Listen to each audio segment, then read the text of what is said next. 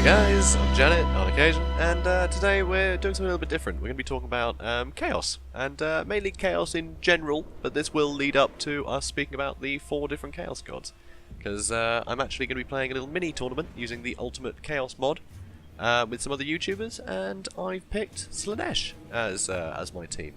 So basically what we're doing is we're all picking a god, we're going to pick a roster, you know, for that god, and we're going to duke it out, and we're going to play against each other and see who wins.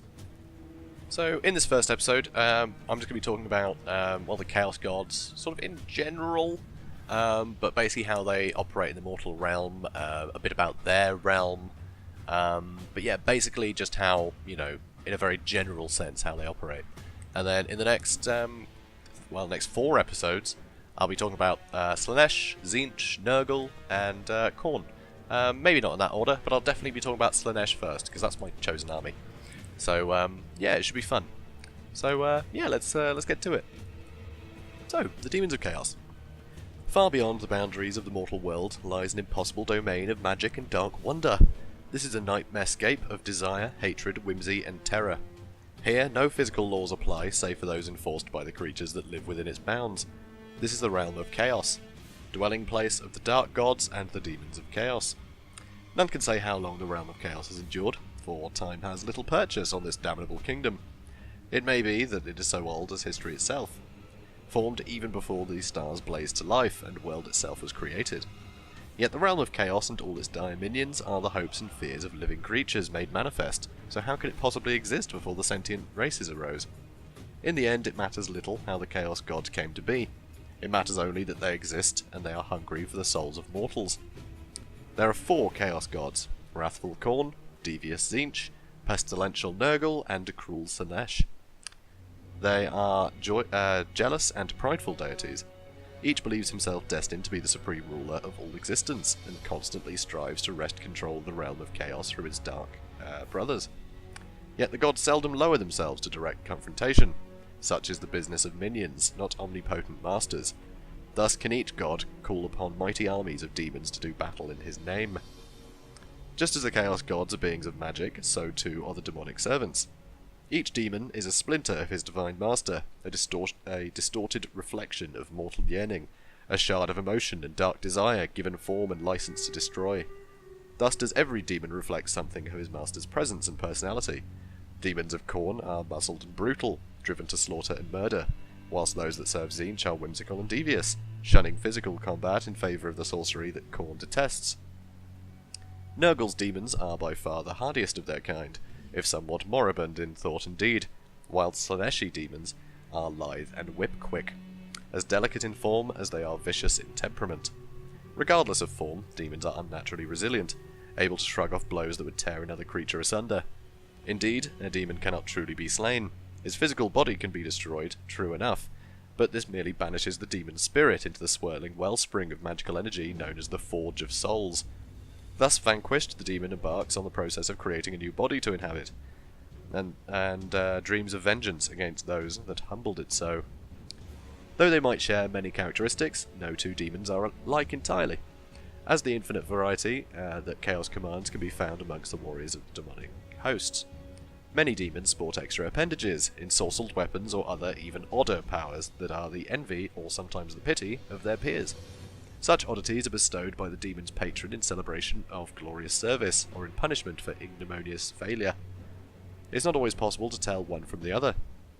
The Chaos Gods are normally just as inattentive to the deeds of their demons as they are those mortals who court their favour. Thusly, their low attention span can sometimes lead to the elevation of thoroughly undeserving minions, or the unjust punishment of their mightiest servants. As demons are twisted parodies of mortal creatures, so too do their armies mirror those of the material planes. The largest of the demonic hosts are led by greater demons, monstrous avatars of the dark gods whose might far eclipses that of any mortal warlord. Their foot soldiers are the lesser demons, unnatural mockeries of mortal warriors that march under tattered and foreboding banners, or guide their snarling war beasts and hell-forged chariots crashing into the enemy ranks. The Chaos Gods constantly war for control of all that is, and the power of each, and his demonic hosts rises and falls according to his success in this great game. These contests are fought with little quarter and no convention. Any tactic, any artifice, or any underhanded ploy is fair game. Thus are alliances frequent and shifting, and betrayal is commonplace. Yet however much the Chaos Gods might squabble and vie amongst themselves, there is one cause in which they stand united: the damnation of the mortal realm and all who dwell within it. In pursuit of this objective, all four of the ruinous powers stand shoulder to shoulder, though each ever has one eye upon his brothers, their minions marching forth as one to overwhelm the piteous defenders of the mortal realms. Only when victory is within their grasp do the Dark Gods fall to fighting amongst themselves once again, each seeking to claim rule of the conquered lands. Demons that moments before battled side by side against a common foe set their blades, spells, and fangs amongst one another without hesitation. Such is the ferocity of the ensuing conflict that the gains of the gods united are swiftly bled away by the struggles of the gods divided.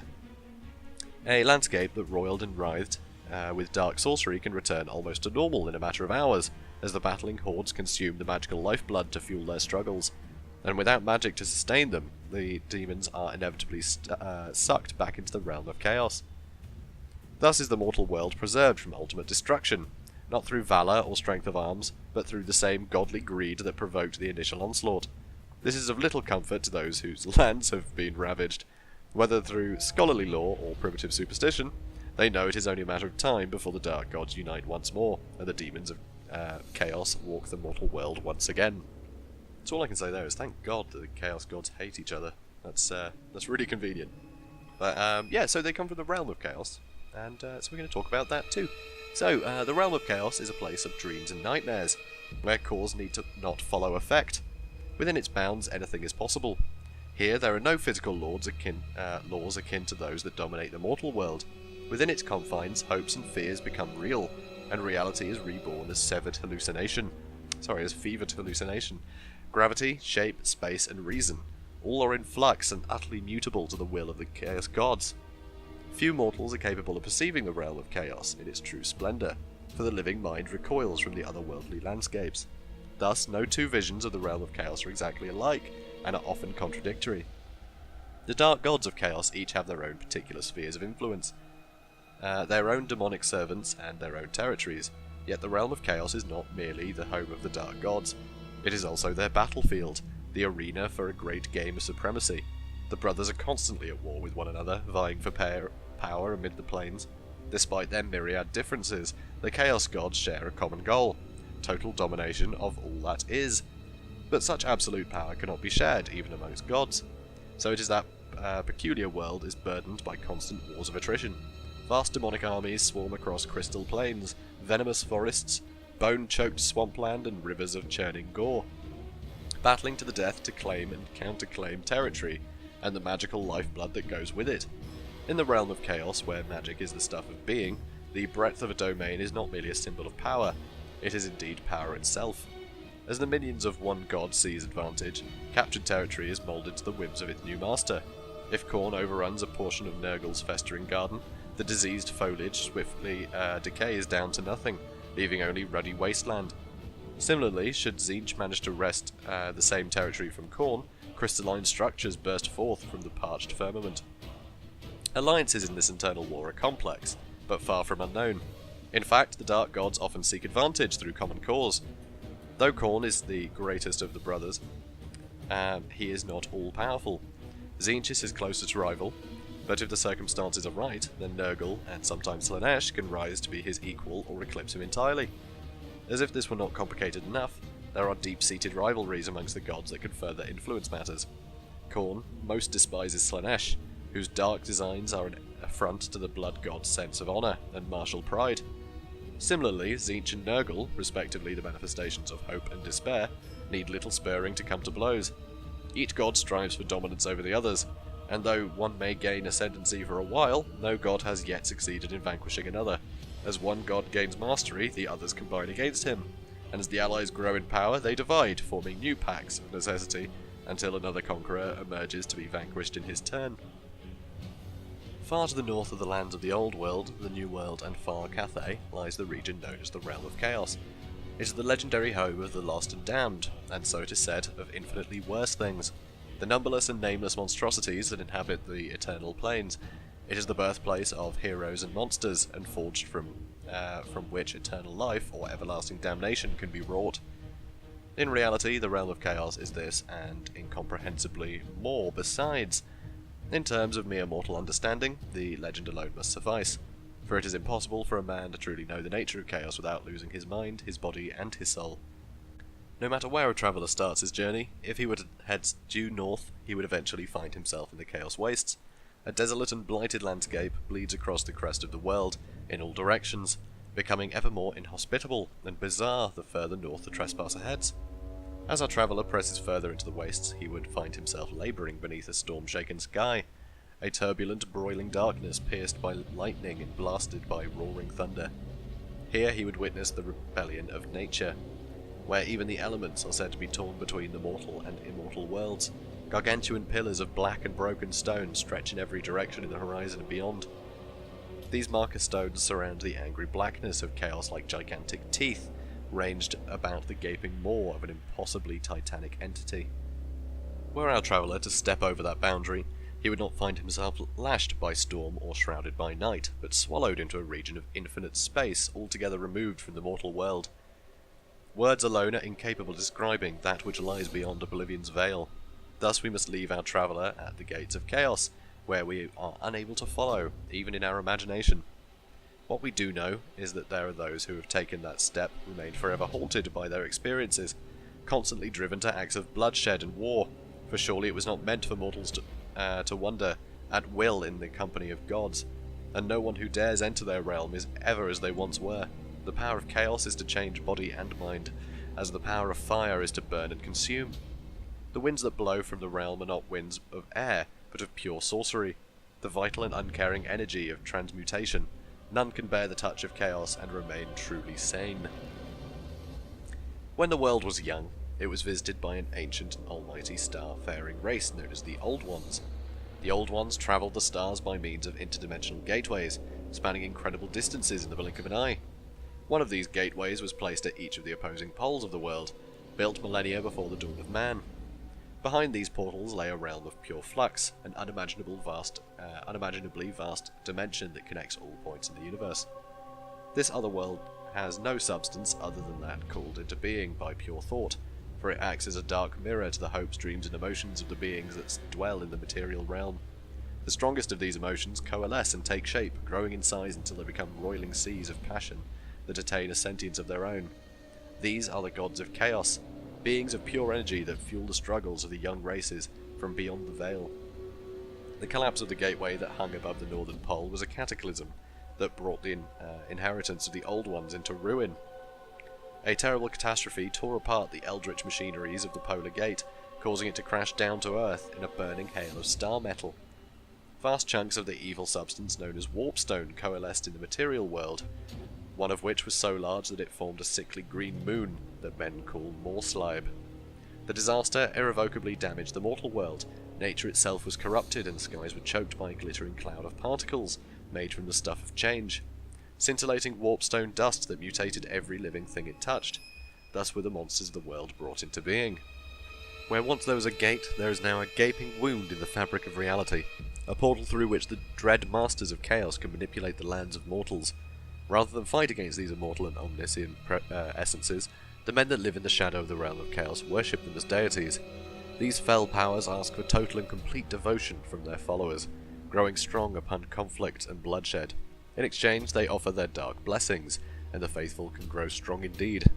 Countless bloody sacrifices are made to the dark gods each day, and the names by which the Northmen know them are screamed upon the field of battle. The banners borne by the warriors of chaos bear otherworldly sigils that sear the eye, and their flesh is branded and scarred with the sacred runes of their divine masters. It is through the warriors of chaos that the dark gods fight their never-ending war against order and reason. They work to bring about the end times, when it is said the realm of chaos will swallow the globe entirely, and the gods will feast for eternity upon the hatred and fear of mortal man. Around the realm of chaos, the borderlands of the mortal world form a ring of shadow that surrounds the ultimate darkness within. For this reason, the lands of the north are also known as the Shadowlands, the Umbra Chaotica, or the Chaos Wastes. It is in these Chaos Wastes that the fighting is fiercest among those who seek the favour of the Dark Gods. This broad region is part of the material world, but it is inevitably tainted by the close proximity of the realm of chaos, which radiates an intense and dangerous energy. This is the warping power that wizards regard as the source of all magic. Lying close to the borders of chaos, the Northlands are unavoidably saturated with these malefic forces. Only as the distance from the pole increases does the influence of chaos weaken. The lands of the north are, for the most part, frozen wastelands, stalked by all manner of gruesome monsters and wandering madmen. No crops can survive there, for the ground itself is as hard as iron, and the howling winds cut like daggers of purest cold. A network of fjords and mist-shrouded islands wreathes the coast, and it is here that the Northmen build and tether the longships with which they terrorise the shores of the known world. In the southernmost lands of Norska, scattered settlements and coastal villages provide some respite from the cruel elements. Further inland, the pack ice gives way to frozen steppes, and eventually open plain, where the horse tribes hunt their prey. The closer a traveller comes to the gaping wound at the top of the world, however, the more inhospitable and surreal the terrain becomes. Jagged peaks and metallic spikes thrust out of the land like splintered bones, and rivers of lava run backwards through deep fissures in the snow-covered plains.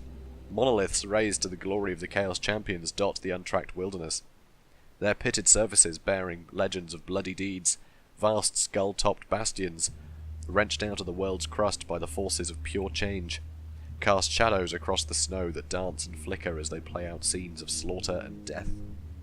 Across this impossible and nightmarish landscape stalk those warriors who have given themselves to chaos, roaming the wastes in search of glory and unending war. The men who dwell in the Northlands are, for the most part, barbarous and savage compared to those who live in the settled lands to the south.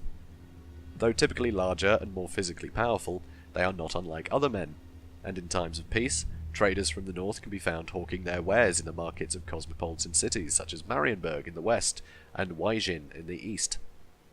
Yet in other respects, they are a race apart, worshipping outlandish gods and living lives that are altogether harsher and more primitive. Most importantly of all, they live within the shadow of the realm of chaos, and as such cannot truly escape its power. Even in the civilized southern lands, mutation and disfigurement are commonplace. In the Empire, mutant offspring are abandoned to die, and folk showing even the slightest aberration of form are hunted down and burned at the stake by the dreaded witch hunters. In the far north, such mutations are so common as to be almost universal, though not always apparent at first glance. Most bear some trace of chaos upon their bodies. To the people of the north, these are not curses or disfigurements, but blessings bestowed upon them by the gods. Even the most horrific mutations are seen as irrefutable indication that the individual has been marked by a god, though whether for immortality or oblivion, it is impossible to say. The men of the north tend to wear their hair long, and cultivate great masses of facial hair. Their skin is tough as leather, and wind-burnt by the fierce caress of the blizzard.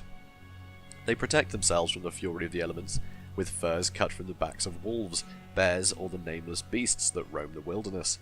Upon their heavily thewed arms, they wear crude jewellery and sport tangled masses of scar tissue. Many Northmen bear grisly tokens and tattoos that they believe will keep them safe from harm or attract the gaze of the gods. They are usually correct, for those who live in the threshold of the realm of chaos are right to be superstitious. The northern tribes are universally bloodthirsty, barbaric, and fierce. They are warrior peoples used to battling among themselves, against the softer civilized men of the south, and against the older races that have built their empires across the globe. War is their natural state, and they wage it with neither prejudice nor malice, rejoicing in battle and strength at arms, honouring the brave of both sides and despising cowards. When chaos is ascendant, the men of the north are willing to put aside their rivalries and disputes. As word spreads of a coming conflict, the tribes of the Chaos Wastes gather together under the command of a champion of chaos, who they will follow to the corners of the world in the name of conquest. To the Northmen, there is no greater honour than to fight and perish in the armies of the immortals. The men of the north are fundamentally the same as their southern kin, though they may differ in custom and appearance. The differences between Northmen and Southmen are laughably slight compared to the differences between man and dwarf, or man and elf. This similarity does not preclude war and strife between the differing civilizations, of course. After all, though all human societies share a common heritage and belong to the same race, in their secret hearts of all men harbour a desire to conquer and control. In the north, every day is a struggle to survive as the gods play their deadly games. using mankind as their pawns. The desolate harshness of the northern waste does not encourage the luxury of introspection and study into matters arcane. The gods simply exist, as undeniable as the wind and the night. Impossibly powerful entities that mould the clay of human flesh and frozen earth into grotesque new shapes at a whim. To resent this state of affairs would be as futile as resenting the sunset, the moonrise, or other forces of nature. Because of the omnipresence of the dark gods in the reaches of the north, the men who carve out their lives there are devout indeed, making human sacrifices and offering up the deaths of those they slay on the battlefield with each passing day. To the Northlanders, the favour of the gods is a vital and glorious part of their lives. A Northman communes with his deities directly, dedicating body and soul to his gods rather than offering prayers at the behest of sanctimonious priests or narrow-minded patriarchs. The dark gods are a mighty force that stand behind the tribes of chaos, rewarding the brave, confounding their foes, and destroying the weakling gods of the Southlands. They play with the lives and dreams of men, much as a wicked child plays with a teeming anthill. For to the gods, mortal lives and ambitions are as short-lived and insignificant as insects. They are feared by all the races of man, even those who whisper their names in the dead of night. Barbaric and primal, the dark gods stand in stark contrast to the refined, sophisticated, and civilized deities of the south. Many legendary tales exist of the wars in the heavens between the gods of men, dwarves, and elves. The gods are made real because they are unwittingly created in the minds of mortals. The idea of gods gives these entities birth and endows them with power for good and ill. From the minds of men are born spirits of multitudinous kinds. All are but the creations of mortal vice and virtue, of mortal strength and frailty. From the greatest to the slightest, and from the most noble to the most base, such is the pantheon of chaos, a dark reflection of mankind's own nature. Of these gods, the greatest of all are the four that are called the dark gods, the unwitting creations of mankind's most powerful subconscious emotions. They may be summarized, if imperfectly, as rage, hope, despair, and pleasure. They are Khorne, the blood god, whose bellows of rage echo across the multiverse, Tzeentch, the changer of ways and master of the weave of time, Nurgle, the lord of decay, whose rotting carcass oozes corruption, and Slaanesh, the dark prince, neither male nor female, whose beauty is such that the merest glimpse will bind a mortal to his eternal service. The vast majority of those who live under the thrall of chaos worship all four of these brothers in darkness. A warrior upon a great quest might make sacrifices to Khorne to guide his blade against the obstacles in his path, pray clemency from Nurgle that his expedition be free from exhaustion or disease, invoke Tzeentch so that the seas and winds are in his favour, and implore Slaanesh to ensure that his victory feast is both glorious and debauched. Every facet of life in the north is the province of one of the four gods, and it is a brave man or fool who spurns one in favour of another. Nonetheless, some adopt one single god as their patron, recognising the other deities but giving themselves completely to one power above all. These are the most outlandish and devout of all warriors of chaos, for they enjoy great favour in return for their total dedication.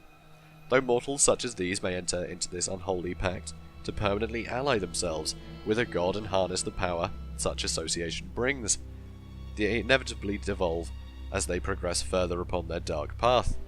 Ultimately, they will become little more than an extension of the god's immortal will.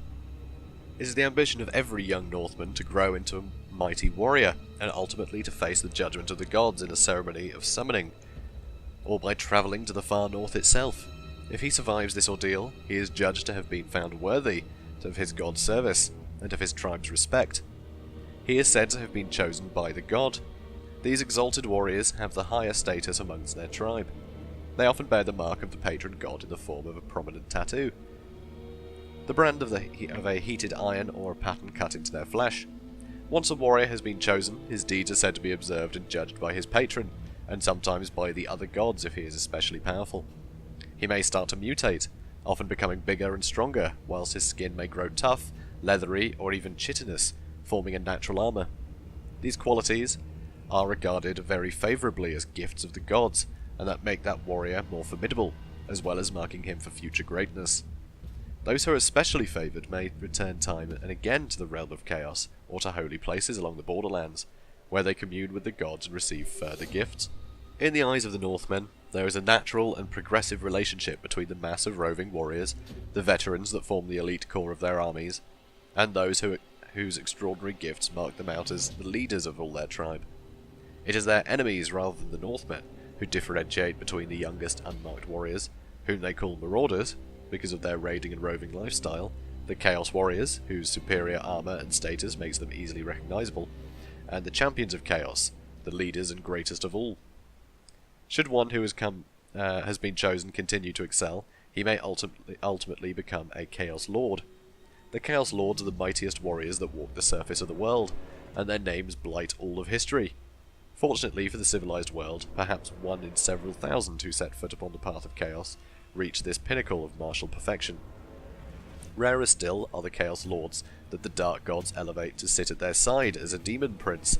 For the less fortunate aspirant, the final reward for selling his soul to chaos is an unmarked grave upon some corpse-strewn battlefield, his cadaver pecked clean by the crows. Yet a grisly death is not the worst fate that one who has trod the path of chaos can suffer. Should a warrior of chaos displease his patron, these mutations may be of such severity that he falls from the path of greatness, becoming little more than a frothing maniac that exists only to kill and kill again. These unfortunate beings are known as Forsaken. Even the most vaunted Chaos Lord can find himself hideously transmuted in an instant, consigned to a life of mindless violence, merely for the entertainment of the Dark Gods. Furthermore, should a warrior of chaos receive too many of these dubious gifts from the ruinous powers, his mortal frame will be unable to contain the arcane energies seething through him. When this point is reached, the warrior's mind and body will run like wax, reshaped by the raw essence of chaos until he becomes a monstrous mass of flesh and fang, whose form defies all reason, and whose mind is a maelstrom of rage and pain. These gibbering once-men are called Chaos Spawn, but instead of being reviled by their people, they are given succor, and allowed to remain in their tribe. Indeed, in some ways the Chaos Spawn are revered by their kin, for the Northmen believe that it is better to live even the briefest and most vile of existences at the behest of the gods than to grow old without drawing their notice. Demons can only enter the mortal world if sustained by magic. Whilst magic flows, a demon is nigh unstoppable, for it cares naught for the plight of its fellows, and fears nothing save for the terrible wrath of the Chaos Gods themselves. Thus are the battles within the realm of chaos, where magic suffuses every particle of dust and air, ceaseless and interminable things, with victors but slowly determined, if indeed they are determined at all.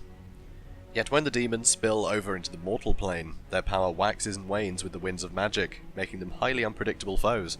A demonic host can vanish on the cusp of victory, cast back into the realm of chaos as its sustaining magic fades.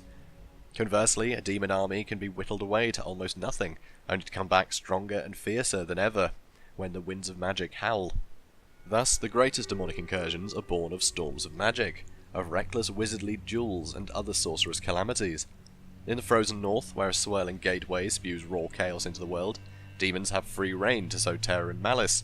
Little wonder is it that the mortal inhabitants of these climes have turned to worship of the demons' masters. Yet the world is so suffused by sorcerous energy, the winds of magic so prone to ebb and flow, that almost any arcane event can prove sufficient to loose demons upon the world.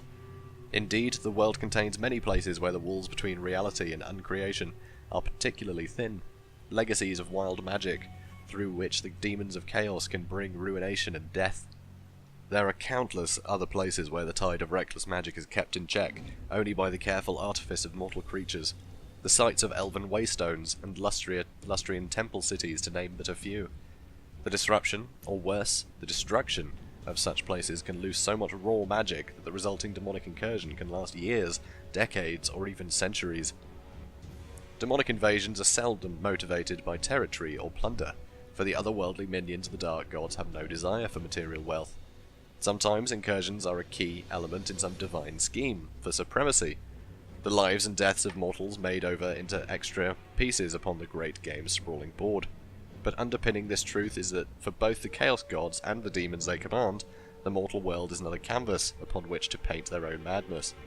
The destruction wrought by a demon is often not a means to an end, but merely the inevitable byproduct of that demon expressing itself the only way it knows how.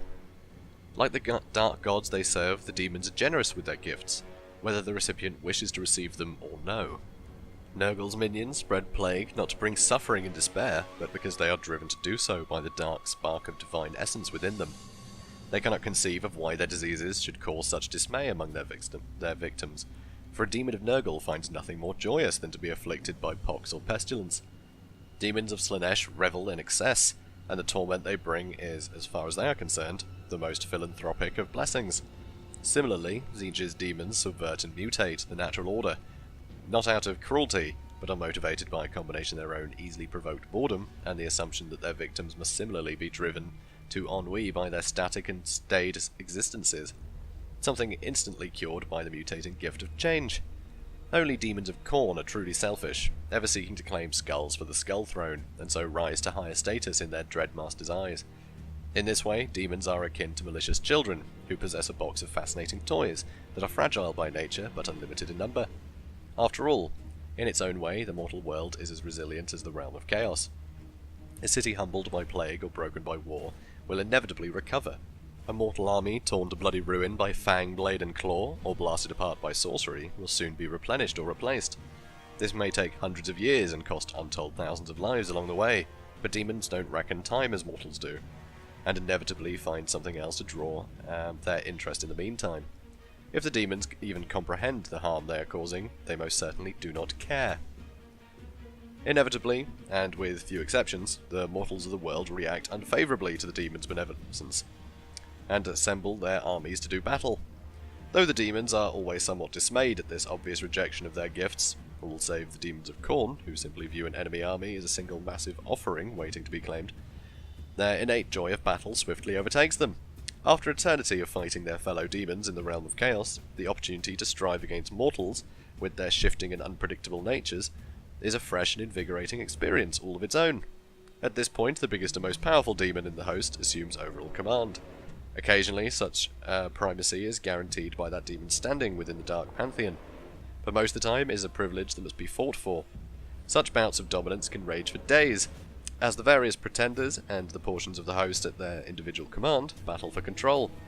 Once his opponents have been cowed or banished, the victor enjoys unbroachable authority, and for a few days at least, guaranteeing any force the host encounters will find the demons united and of a single purpose. For a mortal, there can be few more terrifying experiences than to be caught in the path of a demonic army.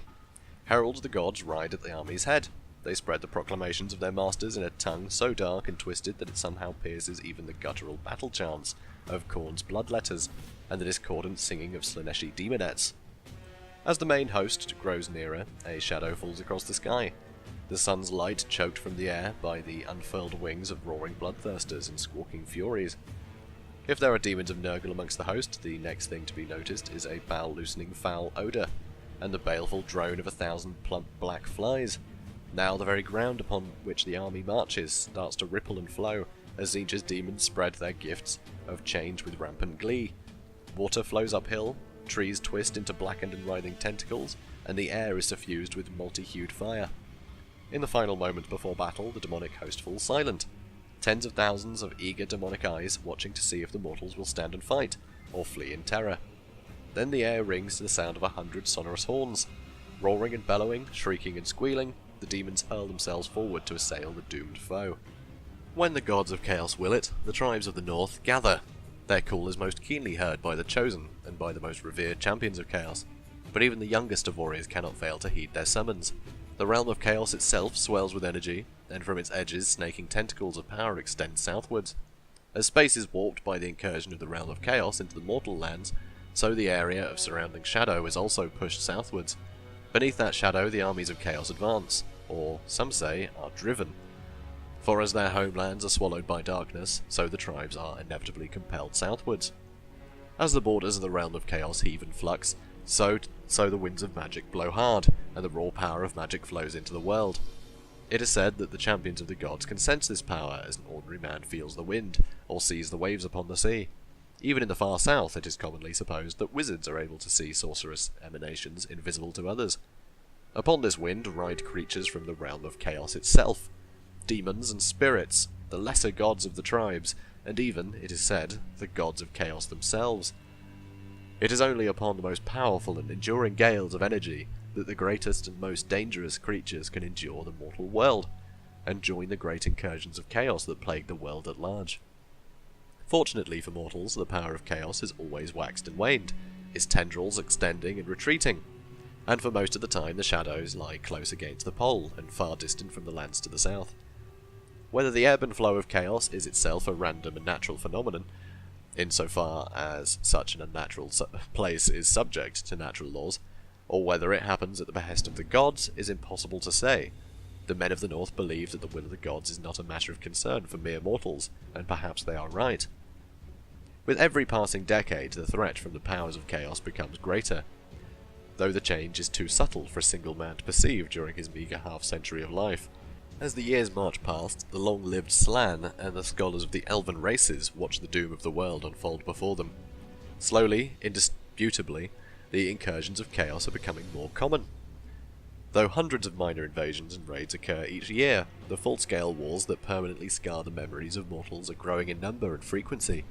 To date, each of these major incursions has been stymied and eventually thrown back by the combined military might of men, elves and dwarves, but at a terrible cost. The men of the North number in the millions, and they breed strong and true. Furthermore, their demonic allies can never truly die, and return again and again to assail the lands of the living. There will come a day when there are no more armies to oppose them. In the lands of mortals, the wise and the mad already recognize the dire signs and portents that presage the return of chaos. The world once more teeters on the brink of ultimate destruction. Those few ancient lore-masters familiar with the forbidden volumes dedicated to the incursions of chaos fear that the day is near, when they will occur every generation, then every year, until the world will be awash in one constant, never-ending war.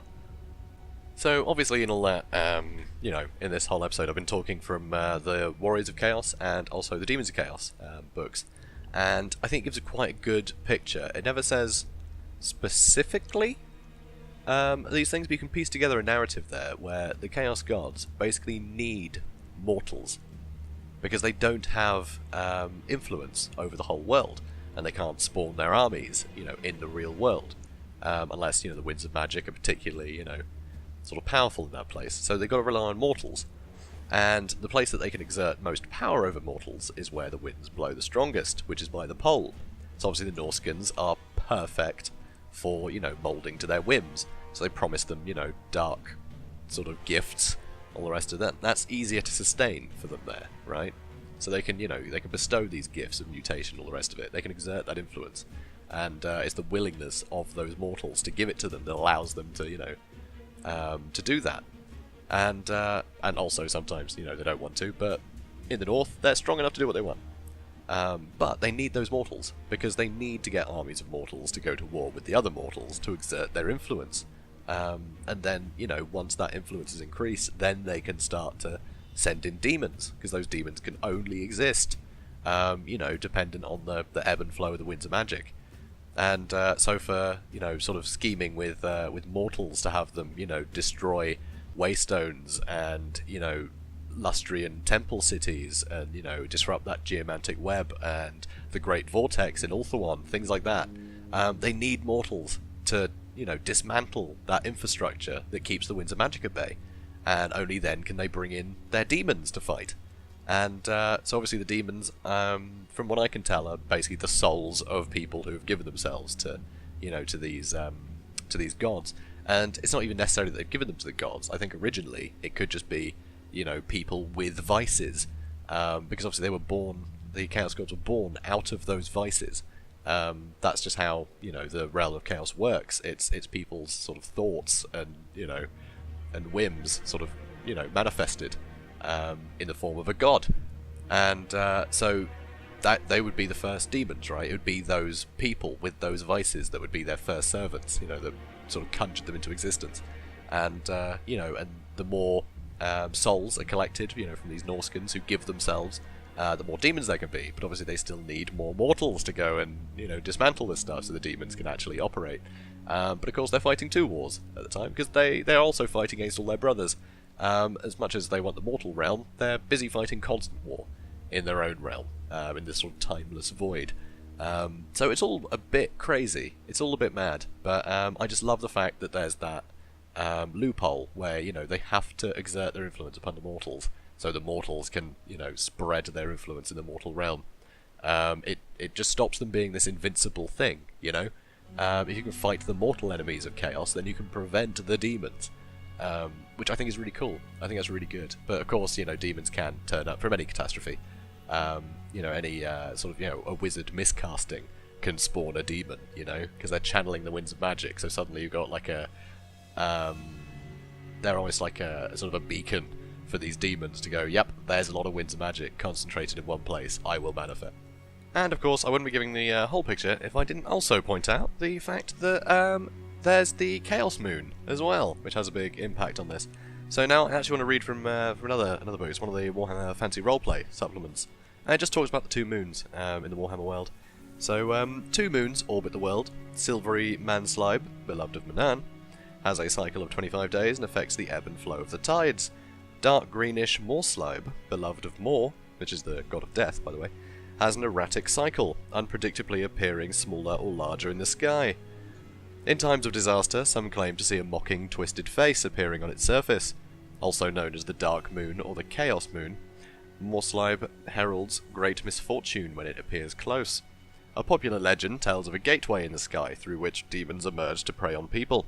Mor destroyed this gate and created Morslib, so that mortals would never forget that he had saved them from a fate worse than death. Which isn't quite how it went down, actually. It was the gateway being destroyed that led to all this madness. So, oh no, they got that wrong. Anyway, Hexentag and Gehemnistag mark the only times in the year when both Manslib and Morslib are full. Before sundown on those days, animals are brought into shelter, and folk huddle in their homes, hanging up charms to ward away evil. Even the streets of Altdorf, usually thronging at all hours, are empty from dusk to dawn on Hexensnacht, which is Witching Night, and Gehemnistnacht, which is the Night of Mystery. On these ill-omened nights, Morslib's sickly green light bathes the land, and dark magic collects in invisible pools of stagnant evil. Its influence can corrupt flesh, mutate the unborn, and inspire madness and murder. The veil between this world and the next is thin at these times, and many people experience strange and prophetic dreams. Creatures of chaos howl in the forests, and the dead stir awake. Necromancers, vampires, and evil sorcerers walk abroad, and chaos cultists sacrifice to their dark gods. It is not unknown for individuals, families, or even the entire population of a village to mysteriously vanish overnight, never to be seen again. And that, of course, is when, yeah, demons turn up, because they can on these nights. You know, not for a long time, because obviously once the moon goes again, then that power is lost. But that's a great time for chaos to stir, because, yeah, the Chaos Moon is just a gigantic moon made out of warpstone, which, you know, just raw chaos energy. So, yeah, so that has a big influence on the winds of magic, and that is another tool that the Chaos Gods have to be able to exert their influence. So that's fun. So, anyway, so it's very cool. It's very cool. So, guys, if you enjoyed this video, then please do comment, like, and subscribe, and, yeah, I'll see you in the next one, where we'll talk about Slaanesh. So, I hope you enjoy that, too. Have a good day, guys.